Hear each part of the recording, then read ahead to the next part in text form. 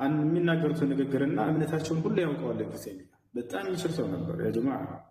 እና በዚህ ላይ ገልጾታል እያንዳንዱ ንግግራቸውን፣ በዚያም ላይ ምላሽ ሰጥቶበታል። ያን የምናይ ይሆናል። እሺ ሳራ። ሰላም አለይኩም ሙሳ። ወአለይኩም ሰላም ወራህመቱላህ። አንድ ሻዳ የምትይዝ ልጅ አለችና እሷን አስይዝልኝ። እሺ አለች፣ አጠገብሽ ናት? አጠገቤ ናት። አውሪ። እሺ ሰላም፣ እንዴት ነሽ? ደህና ነኝ።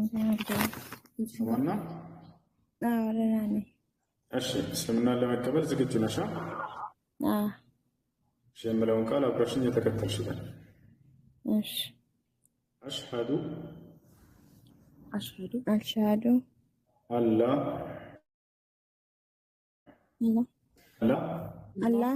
ኢላሃ ኢለላህ ወአሽሀዱ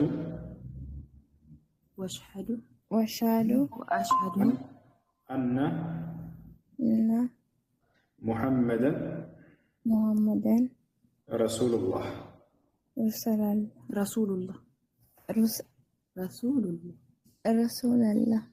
ማሻአላህ ጨርሰሻል። አላህ ምስጋና ይገባው። ከዚህ በኋላ ሙስሊም ሆነሻል። አሁን ያልሽው ቃል የሻሃዳ ቃል ወይም የምስክር ቃል ይባላል። የእስልምና ሃይማኖት የመጀመሪያው መሰረትና ትእዛዛት ነው። ትርጉሙ አሽሀዱ አን ላ ኢላሃ ኢለላህ ማለት እነሆ ከአንድ አላህ በስተቀር። ማሻአላህ ጨርሰሻል። አላህ ምስጋና ይገባው። ከዚህ በኋላ ሙስሊም ሆነሻል። አሁን ያልሽው ቃል የሻሃዳ ቃል ወይም የምስክር ቃል ይባላል። የእስልምና ሃይማኖት የመጀመሪያው መሰረትና ትእዛዛት ነው። ትርጉሙ አሽሀዱ አን ላ ኢላሃ ኢለላህ ማለት እነሆ ከአንድ አላህ በስተቀር በእውነት የሚመለክ ሌላ አምላክ የለም ብዬ መሰክራለሁ ማለት ሲሆን፣ ወአሽሀዱ አነ ሙሐመደን ረሱሉላህ ማለት ደግሞ ሙሐመድም የአላህ መልእክተኛና ነብይ ናቸው ብዬ መሰክራለሁ ማለት ነው። ከዚህ በኋላ ሙስሊም ሆነሻል። ስለ ሶላት፣ ስለ ወደ አደራረግ ጓደኛሽ ታስተምርሻለች። አብራችሁ ትጨምራላችሁ ማለት ነው። እና በርቺ፣ ጠንክሪ። ጥያቄዎች ካሉሽ ምናምን መተሽ መጠየቅ ይቻላል።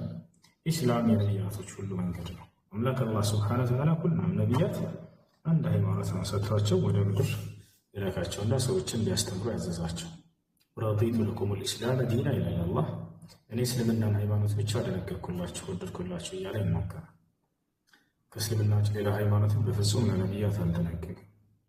ወመን የብተጊ ገይረ ልእስላም ዲናን ፈለን ዩቅበለ ሚንሁ ወሁወ ፊል አኺረቲ ሚነል ኻሲሪን አለ። ከእስልምና ውጭ ሌላን ሃይማኖት የፈለገ ሰው ከእርሱ ተቀባይነት የለውም፣ እርሱም በቀጣዩ ዓለም ከከሰሩት ሰዎች ይሆናል እያለ ይናገራል። እና ነቢያቶች ሁሉ ያስተማሩት ብቸኛው መለኮታዊ ሃይማኖት ነው። እንኳን ወደዚህ ወደ ኢስላም መጣሽ፣ እንኳን ደስ ያለሽ እህታችን። ስምሽ ማን ነበር? ሲፈን። እሺ ከፈለግሽ መቀየር ከፈለግሽ ትችላለሽ፣ ካልሆነ ችግር የለም። እንደ ፍላጎትሽ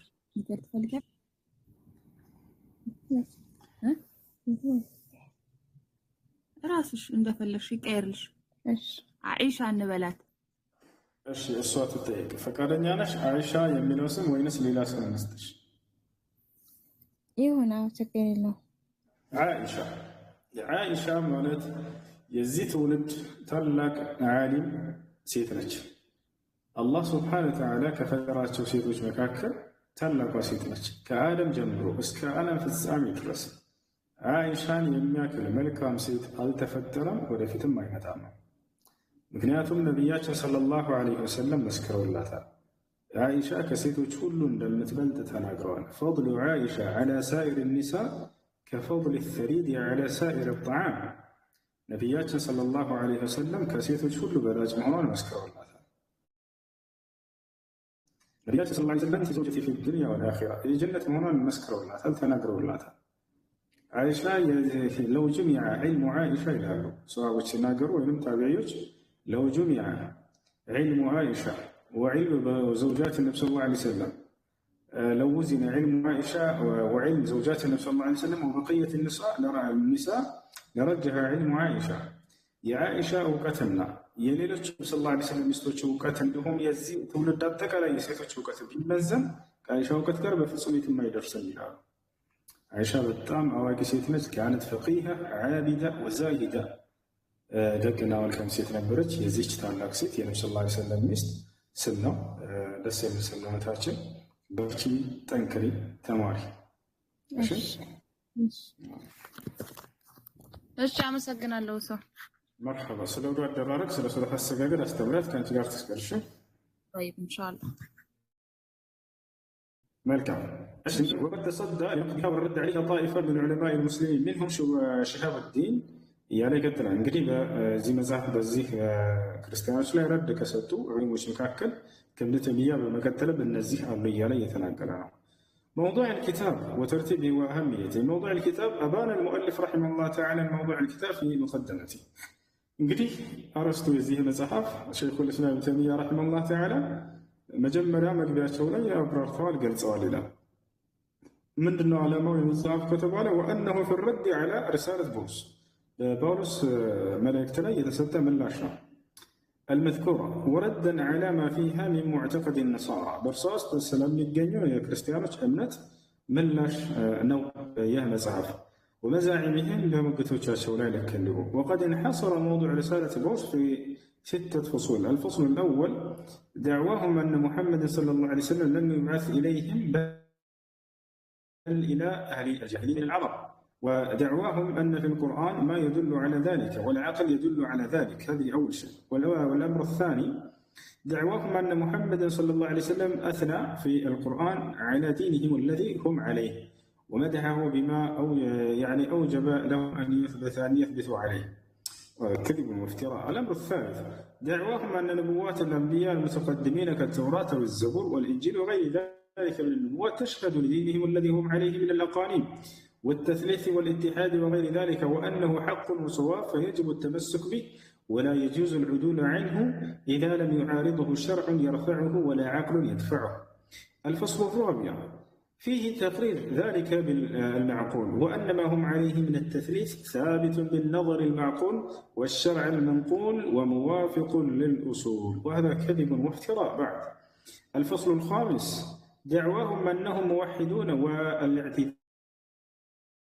عما يقولونه من الألفاظ يظهر منها تعدد الآلهة كألفاظ الأقانيم، فإن ذلك من جنس ما عند المسلمين من النصوص التي يظهر منها التشبيه والتجسيم، وهذا كذب وافتراء أيضا. الفصل السادس أن المسيح عليه السلام جاء بعد موسى عليه السلام بغاية الكمال، فلا حاجة بعد النهاية إلى شرع يزيد على الغاية، بل يكون ما بعد ذلك شرعا يعني غير مقبول. فتصدى المصنف رحمه الله تعالى وهو شيخ الإسلام رحمه الله تعالى للرد على تلك الدعاوى. بالنزم قدوش لا يكون ابن تيمية لمن نسلاቸው እንግዲህ ቆመባቸዋል ማለት እንትን ብሎላቸዋል ዘግቶላቸዋል يعني قام معهم وتصدى لهم يعني ليرد على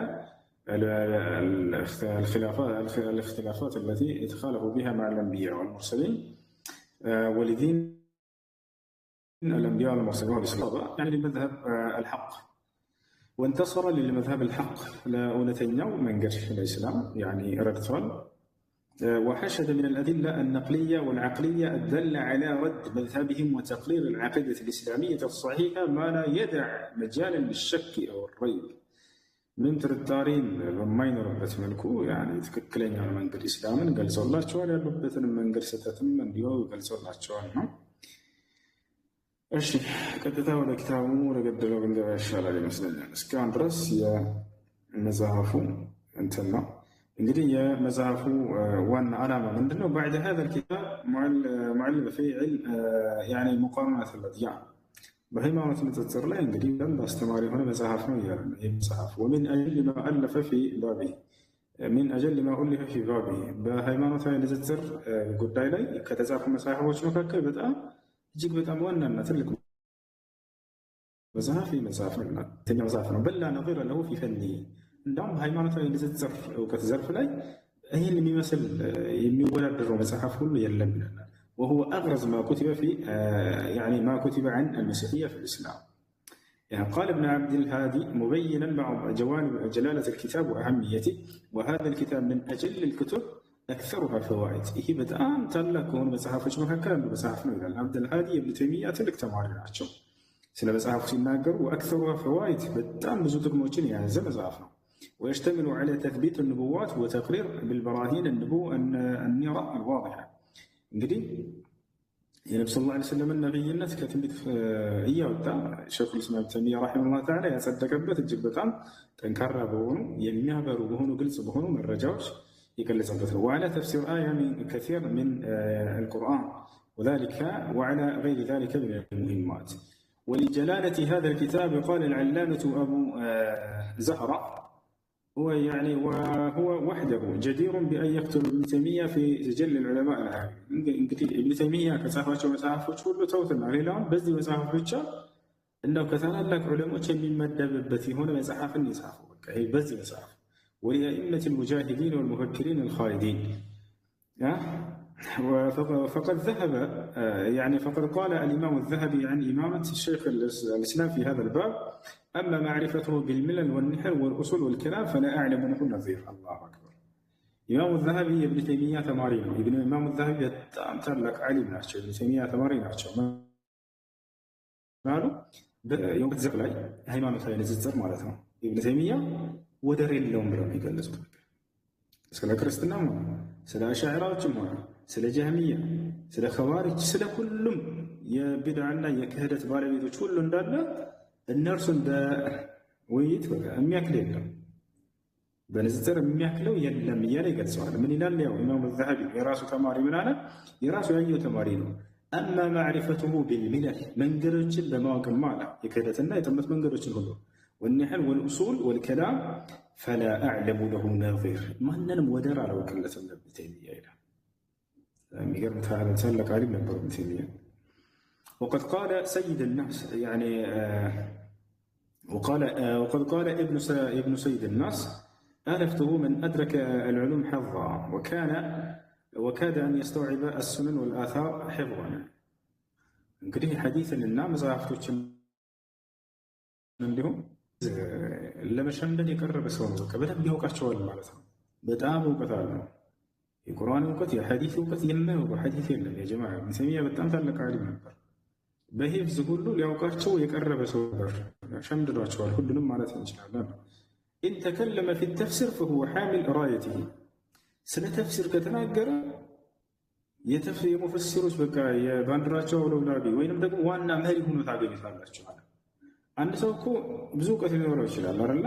ለምሳሌ የሆነ ሰው በሆነ የእውቀት ዘርፍ ብቻ ነው የሚታወቀው፣ ማንኛውም ሰው አብዛኛው ሰው ማለት ነው። ኢብኑ ተይሚያ ግን በሁሉም የእውቀት ዘርፍ ሲናገር ብትሰሙት የዚህ እውቀት ዘርፍ በቃ ይሄ ነው የተሳካለት በዚህ በኩል ነው ትላላችሁ። ያንንም ስትናገር ስትሰሙት አይ በዚህ ነው ትላላችሁ። በሁሉም የእውቀት ዘርፍ የተሳካ ማንነት ያለው ሰው ነው በቃ ኢብኑ ተይሚያ። ያውና ሲመሰክሩለት ምን አለ? ኢን ተከለመ ፊ ተፍሲር ስለ ተፍሲር የተናገረ እንደሆን فهو እርሱ ሓሚሉ ራእየቲሂ የእርሱ ባንዲራው ዋና መሪ ነው። أو أفتى في الفقه ولم سلا فقه قد فتوى فهو مدرك غايته مجرشون بالكون يمياغني هنا علمنا. أو ذكر في الحديث ولم حديث كوسا فهو صاحب علمه وذو روايته يوقته بالبيتنا يا زجبوا بالبيتنا زجاوي يشيل بلم برجع وكاشوا يحديث درجة بلم برجع وقال የሚገርም እውቀት ሸይኹል ኢስላም እንደው በጥቅሉ አያ ሚን አያት الله ከአላህ ተአምራቱ ሻን ተአምርና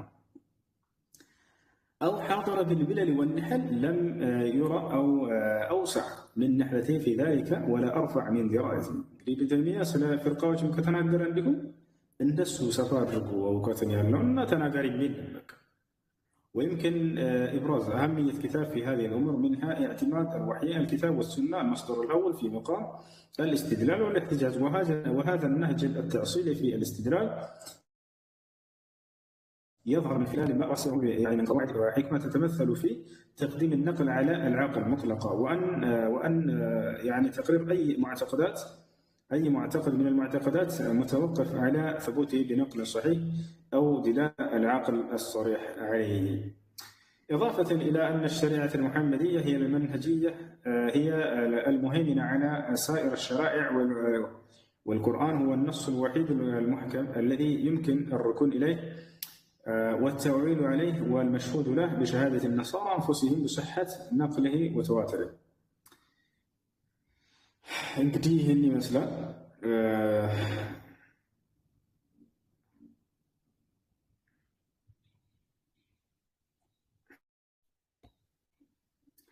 እስካሁን ድረስ መግቢያ ነው።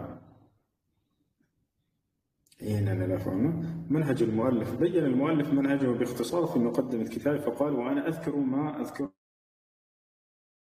أي أن كتابنا الزجاجات أكلت سوية وابن تيمية عندك الوية تملكته من على ابن تيمية أذكر ما يذكره النصارى بألفاظهم وأعيانها فصلا يعني فصلا كريستيانو تراس هاتشو يمنا قربتنا يمنا قلب قال كما زعفوا كان مهرافو كان قطريا ناس مزاح كرسنا يقرأ ابن تيمية لالاش ولا የክርስቲያኖችን እምነት ከራሳቸው መጽሐፍ ቃል በቃል እያነሳሁኝ ከዚያ መልስ በመስጠት ይሄ ነው የመጽሐፉ ያጻጻፍ ሂደት እያለ ይናገራል። يعني بين المؤلف رحمه الله تعالى منهجه باختصار في مقدمة كتابه بمصحفه المقبية لي سل مصحفه أكيدنا هدت جلسوا لابن تيمية فقال عندي هذا وأنا أذكر أني أوصل له ما ذكروه يا والسوتن من أي النصارى كريستيانو يا والسوتن بألفاظهم بنقدراتهم بأعيانها راسا يرتشموا قلبك فصل الفصل يعني بدأنا قلت بالا من قش راساتك قالوا بتم أحسن لهم يعني كذا وأتبع كل فصل بما يناسبه من الجواب إيان دون يعني السؤال كفلو كله بمنسب قال بكال يمني جبهون ملاش بس كتلبتها لهم يعني كما زعفرتهم فرعا وأصلا وعقدا وحلا وقال ونحن ولله الحمد والمنة نبين أن كل ما احتج به من حجة سمعية من القرآن أو الكتب المتقدمة على القرآن أو عقلية فلا حجة له في شيء منها بل الكتب كلها مع القرآن والعقل حجة عليهم لا لهم بل عامة ما يحتجون به من نصوص الأنبياء ومن المعقل فهو نفسه حجة عليهم سبحان الله የራሳቸውን መንገድ ለማጽደቅ ስለ ሥላሴ ስለ ኢየሱስ ክርስቶስ አምላክነት ብለው የሚያነሷቸው አናቀጾች ሁሉ እንዳለ አላስተዋላቸውም እንጂ በእነርሱ ላይ ምላሽ ናቸው እነዚያ ሁሉ እያለ ይገልጻል ተይሚያ በል هو حجة عليهم ለእኛ ማስረጃ ናቸው ብለው የሚያነሷቸው በእነርሱ ላይ ማስረጃ ነው ስህተት ላይ እንዳሉ እያለ ይናገራል። قولهم مع ما يفسدون من سائر النصوص النبوية والموازين التي هي مقاييس عقلية وعلى ضوء هذين النصين يمكن الحديث عن معالم منهجي في أمور. أولا يذكر المؤلف رحمه الله تعالى شبهات النصارى مقسم كلام علمائهم إلى فقرات بحسب موضوعته. ثانيا يفرد كل فقرة بعنوان فصل مستقل يتناول ما جاء فيها يعني بالبيان والرد سالكا مسلك الوصف والتحليل والنقد والجدل. ثالثا يستوعب في رد الشبه الأدلة من القرآن والسنة إضافة إلى الاستشهاد بالبراهين العقلية والقواعد المنطقية بل يحتج على النصارى بما في كتبهم كريستيانوች መጽሐፋቸው ላይ ባለ ነገር ማስረጃ ያመጣላቸው ويترجم ما فيها وينقل أقوال من أسلم من علمائهم إذ هم بهذا الطريق أعرف وبمسالكه أخبر. رابعا يعتمد على المنهج التاريخي في بعض القضايا كإثبات ضياع التوراة الأصلية بعد الاستيلاء التوراة تأفتون لنبر لك كله هنا يقلص على ابن تيمية فزوم يلا بهجاتቸው ላይ ያለው እርሱ እንዳልሆነ ይገልጻሉ على بيت المبا وتبديل دين المسيح لإقرار الأمانة في مجمع نيقيا سبحان الله بنيقيا ጉባኤ ያውና 325 ላይ በተደረገው በኒቂያ ጉባኤ ላይ የመሲሁን ትክክለኛ መንገድ ብርዝርዝ እንዳደረጉበት የዛኔ ያደረጉት የጉባኤ ባለቤቶች ኢብኑ ተይሚያ በደንብ አድርገው ያብራራሉ። ወተብዲል ዲን المسيح የትክክለኛውን የመሲሁን መንገድ የዛኔ ነው ትልቅ ተንኮልና ሴራ ያሰሩበት በቃ ያና መቼ ይላል መቼ እንደሆነ ሲገልጽ ምናለ በኢቅራር በተወሰኑ ውሳኔዎች መቼ الامانه في مجمع نيقيا ማለት የኒቂያ ጉባኤ ማለት ነው። ያውና መቼ እንደተደረገ ሁሉ ይገልጻል 325 ዓመተ ልደት ላይ ማለት ነው።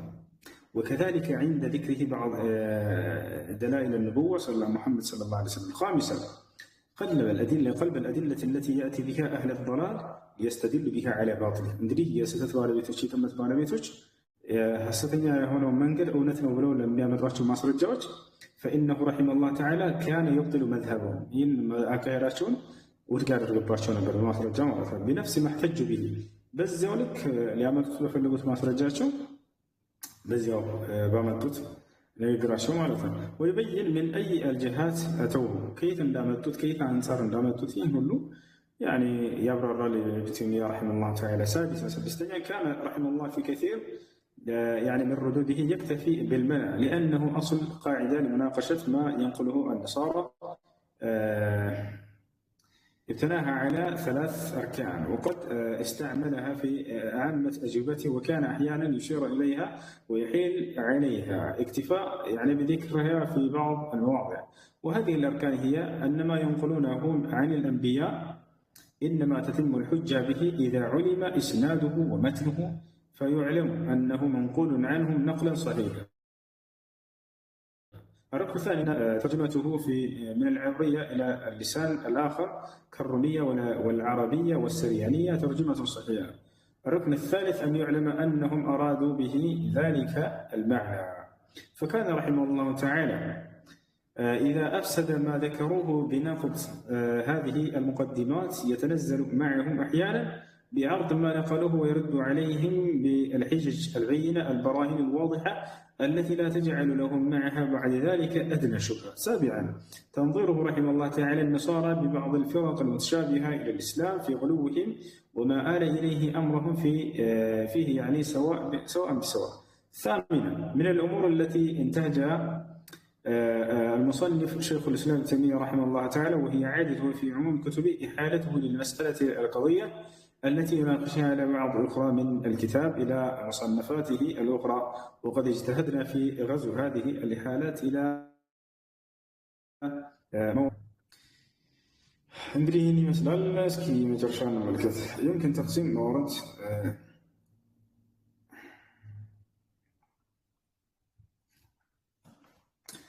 ابن تيمية رحمه الله تعالى.